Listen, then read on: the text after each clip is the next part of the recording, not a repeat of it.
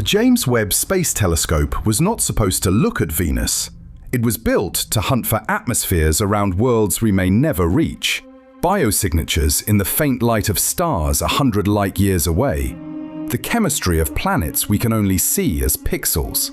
And yet, in a narrow window carved out of its schedule, it turned toward the planet next door.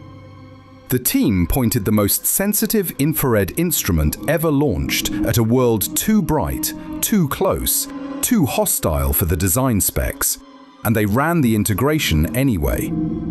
The spectrum came back, and something in it did not match. Not dramatically, not in a way that made the front page cleanly, but in the quiet way that unsettles researchers who have spent careers modeling what should and should not exist in that atmosphere. The headline said strange. The data said something else. Here is what most people were told. Webb spotted interesting molecules on Venus. Scientists are excited. More study is needed. That is the shape of the story. It is not wrong, it is just sanded down until it no longer carries the weight the data actually carries. Because this is the third or fourth time in the last decade that Venus has produced chemistry the standard models cannot cleanly account for. And every time, the pattern is the same. A signal appears. It should not be there. The models are adjusted. The signal is disputed. The story softens, and Venus keeps refusing to behave. Think about what that means. The surface of Venus is hot enough to melt lead. The pressure crushes probes within hours. The clouds are made of sulfuric acid, and the whole atmosphere rotates around the planet in about 4 Earth days, while the surface itself takes 243. This is not a place we understand. This is a place we have been staring at for 50 years, and we still cannot close the chemistry. Wherever you are watching from, whatever time it is where you are, ask yourself something. Were you taught in school that Venus was Earth's twin? Almost everyone was. Hold on to that phrase, we are coming back to it. The public version of this story is simple. Webb looked at Venus, found some interesting molecules, more research needed. Standard science newsbeat. File it under discovery, move on. Now let me tell you what that framing leaves out. Webb was not designed for Venus. In its primary science case, the planet was barely mentioned. Venus is too bright, too close, and too fast in the sky for an instrument built to stare into deep space for hours at a time. The Venus observations were bolted onto the schedule, brief and technically hostile, because a handful of researchers pushed for them. That alone should tell you something. The most powerful telescope humanity has ever built almost did not look at the closest Earth-sized world we know. Correction 2. The strange molecular signals are not new. They sit in the same disputed territory as the phosphine controversy that erupted a few years ago when a team reported a gas in Venus's clouds that should not exist without either exotic chemistry or a biological source. That claim was challenged, defended, reanalyzed, and never fully resolved. Webb's data enters that same fog. Different instrument, different band. Same pattern of results that do not match what the models predict. Correction 3, and this is the one that matters. The phrase "more study is needed" is not a placeholder. It is a confession. Every serious look at Venus, going back to the Soviet Venera landers in the 1970s and the American Pioneer Venus probes at the end of that decade, has produced measurements the models of the time could not explain. 50 years later, the successor models are still being broken by the same planet. So this is not a discovery story. It is the latest entry in a very long file. And the file has a title. The title is that we do not understand rocky planet habitability nearly as well as we say we do. To see why that matters, we have to look at what Venus's atmosphere is actually doing. Once you do, the phrase "Earth's twin" becomes the most misleading sentence in planetary science. Venus has an atmosphere that should not work the way it works. 96.5% carbon dioxide. A surface pressure of about 92 bar, which is what you would feel almost a kilometer underwater on Earth. A surface temperature of around 465 degrees Celsius, hot enough that the rock itself glows faintly in the dark. And above all of that, at an altitude of roughly 50 to 70 kilometers, a permanent deck of clouds made of concentrated sulfuric acid. Now here is where it gets strange. The entire atmosphere rotates around the planet in about 4 Earth days. The surface takes 243. The air is moving 60 times faster than the ground beneath it. Wind speeds at cloud level reach around 360 kilometers per hour, faster than a Category 5 hurricane. Sustained, planet-wide, forever. We do not have a full explanation for this. It is called superrotation, and it has been observed for decades, and every model that tries to reproduce it has to be tuned by hand to make it come out right. Then there is the chemistry. Ultraviolet light from the sun should be destroying certain trace gases in that atmosphere within days. And yet those gases keep being detected. Sulfur dioxide behaves strangely at altitudes it should not persist at. Water vapor exists in amounts that do not match photochemical predictions. And now Webb has added its own signal to that pile. The instrument's infrared sensitivity lets it read molecular fingerprints in ways older probes could not. What it read was not clean. It was another echo of the same problem the phosphine team ran into. Chemistry that persists when it should not. Abundances that do not fit the equations. And here is the part that should bother you. If we cannot close the chemistry of the atmosphere directly above us, at 40 million kilometers away at our closest neighbor, then every claim about reading the atmospheres of exoplanets rests on a foundation Venus has already quietly broken. The models used to interpret exoplanet spectra are not universal laws. They are extensions.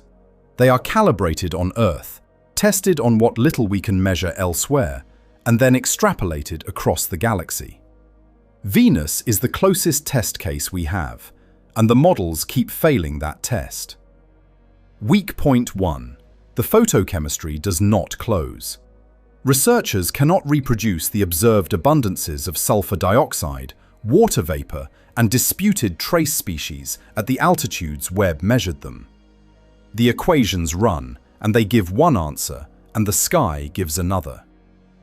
Weak point 2. The habitable zone concept, the band around a star where liquid water could theoretically exist on a planet's surface, places Venus at its inner edge. By that geometric definition, Venus should be marginal but not impossible. And yet Venus has essentially no water. The oceans, if they ever existed, are gone. The concept is drawn on a diagram. The reality is chemical, geological, and historical, and none of those show up on the diagram. Weak point 3, and this is the one that opens under your feet. We do not know when Venus lost its water.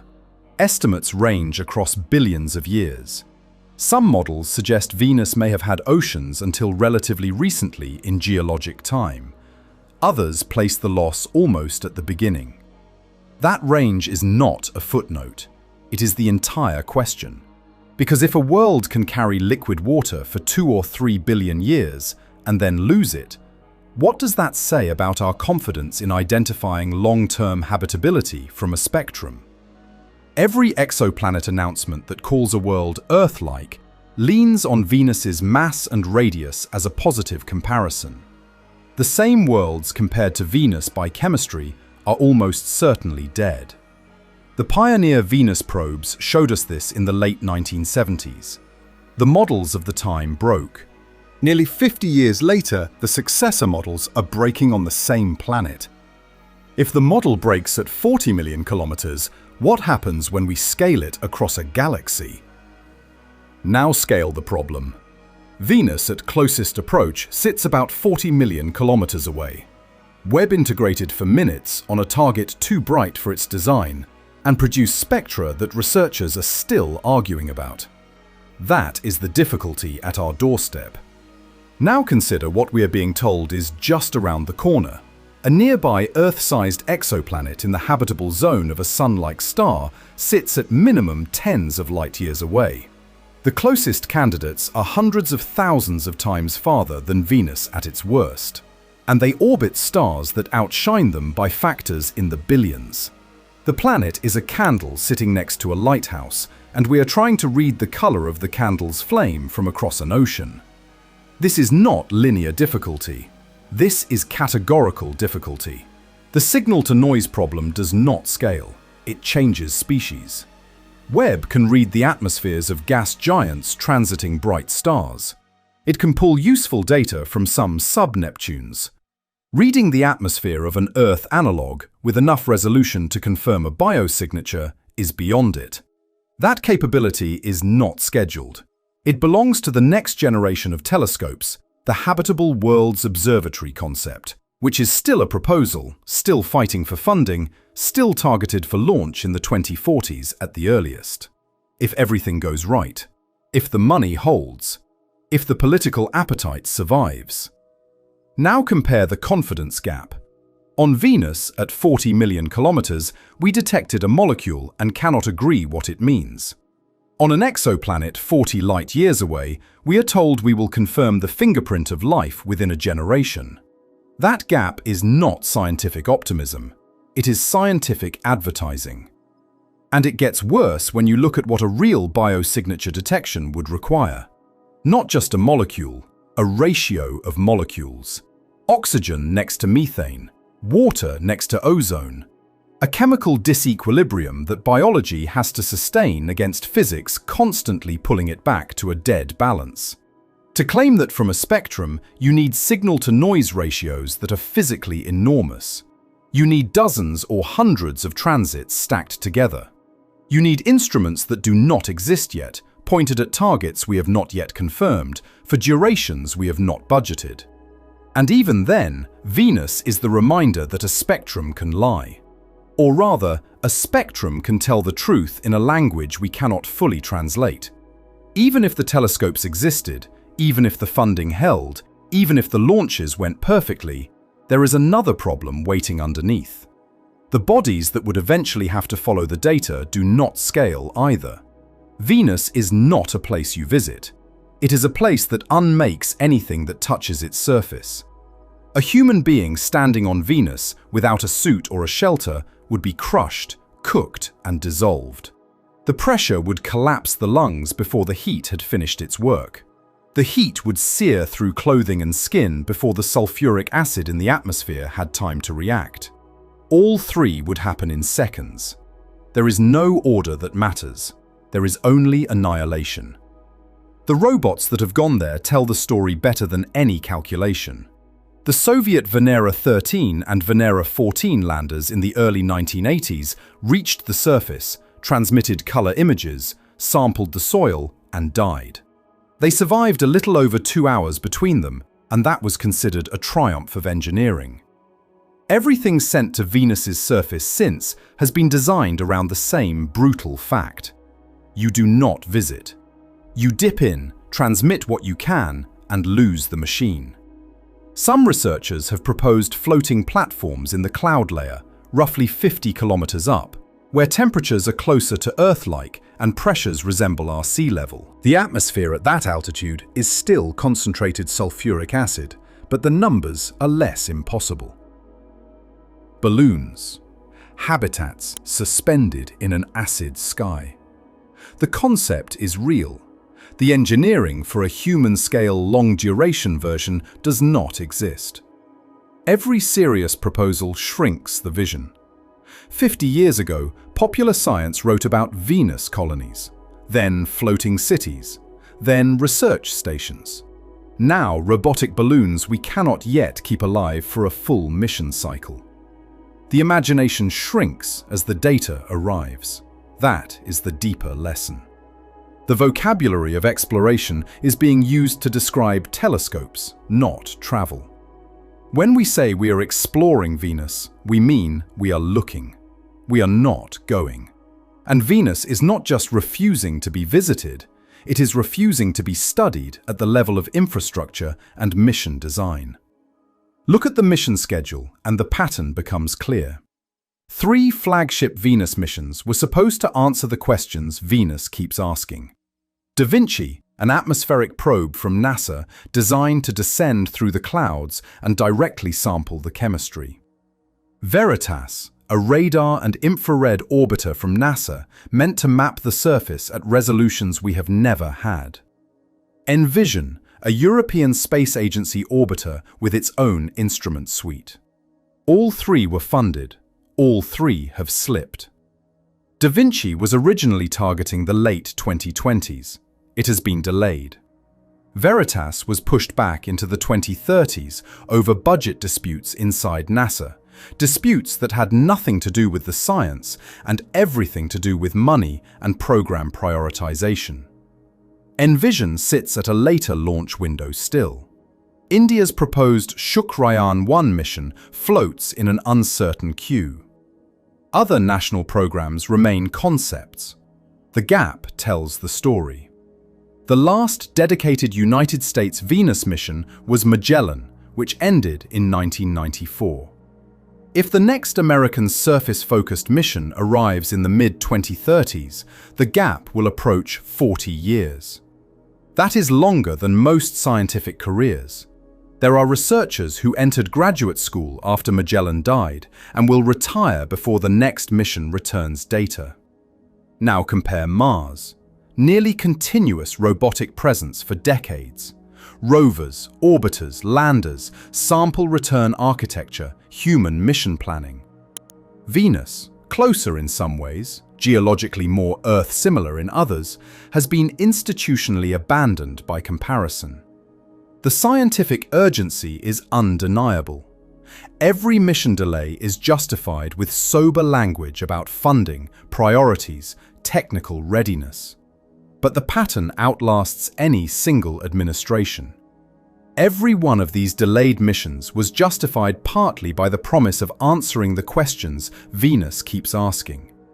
And every one of these missions has slipped. The scientific urgency does not translate into institutional urgency. Think about what that gap looks like from the outside. Between 1961 and 1985, the Soviet Union sent more than a dozen spacecraft to Venus. Landers that survived long enough to send back the only surface photographs we have. Balloons that floated in the cloud deck and returned wind data.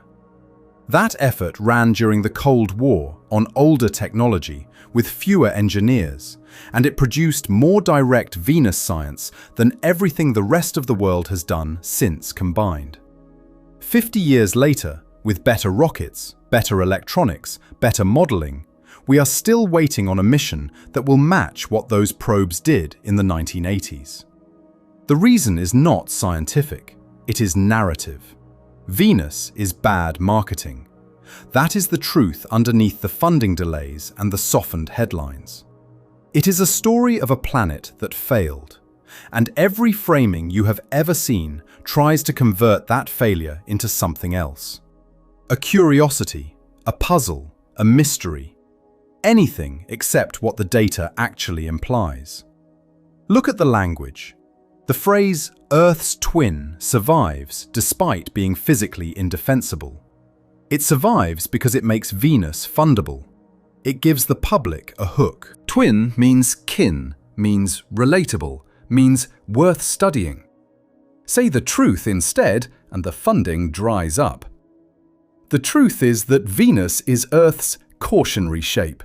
Same size, same starting materials, opposite outcome. That is not a twin. That is a warning.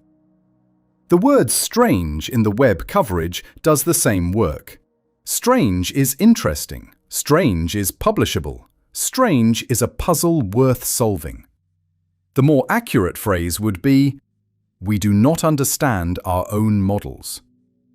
That version does not get retweeted. Strange does. Then there is the climate framing. Venus as clues to Earth's future. Venus as the runaway greenhouse warning.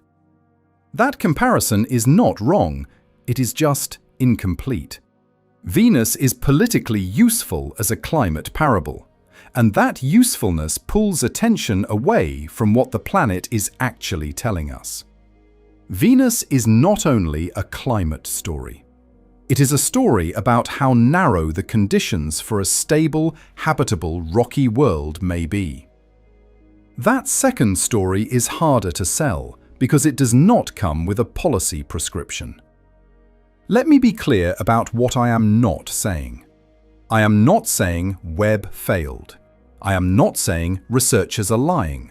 I am not saying Venus missions are pointless. I am saying the public version has been sanded down until it no longer carries the weight the data carries. Which means the problem is not really about Venus. The unresolved chemistry on Venus is a symptom. The disease is bigger. Every exoplanet candidate flagged as potentially habitable over the last decade was scored against a model that Venus has been quietly breaking. Every headline about a second Earth rests on the assumption that we can read atmospheres and geology from spectra alone. And Venus is the standing evidence that we cannot. Think about the divergence. Venus and Earth are within about 5% of each other in radius, within roughly 20% in mass. Same solar system, formed from the same disk, out of the same material, at almost the same time. And one hosts every known instance of life in the universe, the other is the most hostile rocky surface we have ever measured. That divergence is the single most important data point in astrobiology, and we cannot yet fully explain it. Now scale that forward. The Fermi paradox asks why the universe seems silent, why we do not hear anyone. The standard answers assume that intelligent life is what is rare. But Venus offers a lower shelf to that question. Maybe the rarity is not intelligence. Maybe the rarity is stable habitability itself. Maybe the window between a rocky planet with an atmosphere and a surface hot enough to melt lead is narrower and more accident-driven than the models suggest. Maybe most Earth-sized worlds in habitable zones end up as Venus, not as Earth. We do not know. That is the problem. Every generation of scientists has extended the models a little further. Every generation has believed the picture was tightening. And the closest test case in the solar system keeps returning data that does not fit. That is what Webb's Venus observation actually said, if you read it without the press release. The strange thing in the spectrum is not a molecule. It is the outline of everything we still do not understand. Here is the verdict. Webb looked at Venus and saw chemistry the models cannot close. The phosphine dispute never resolved. Every serious Venus mission has been delayed, descoped, or postponed. The phrase Earth's twin is marketing, not science. The habitable zone concept is geometric. Habitability is chemical, historical, and possibly rare. The next generation of instruments needed to read Earth analog atmospheres is still a proposed concept, not a scheduled reality. Strip away the comfortable illusion. We are not close to finding a second Earth. We are not close to reading one accurately, even at 40 million kilometers. The instrument built to hunt for life pointed at the closest world we have, and its clearest message was not, "Here is a clue." Its clearest message was, "We do not yet know how to read the answer." Let me say what I am not saying one last time. Not that exploration should stop. Not that Webb failed. Not that Venus is uninteresting. The opposite. Venus is the most important warning label on the wall of astrobiology, and we keep reading past it because the story it tells does not fit into a hopeful headline. The strange thing Webb found on Venus is not a molecule. It is the outline of everything we do not yet understand about how planets like ours survive, and how easily they do not. There is narrow hope. The next decade of Venus missions, Da Vinci, Veritas, Envision, is the closest thing to a real answer that exists. If they launch, if they are funded, if we stop treating the planet next door as a footnote to the search for planets we may never reach. Picture the telescope again, pointed at Venus, briefly, at the edge of its schedule. The spectrum coming back. Something in the data that does not fit. And the quiet, uncomfortable question of what else we are misreading because we are already looking somewhere else.